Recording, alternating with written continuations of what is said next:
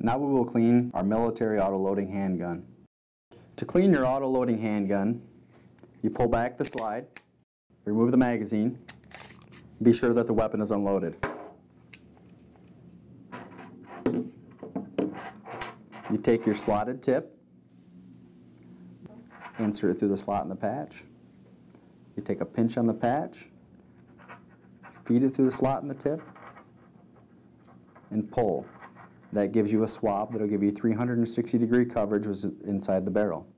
We'll take our cleaning solvent, lubricant, and preservative, put a few drops of solvent on the front end of the patch, insert the cable into the action. We'll want to grab our T-handle from the kit, insert it into the obstruction remover, and pull.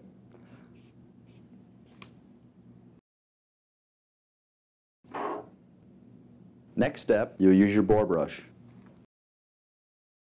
Grab your T-handle bar and pull.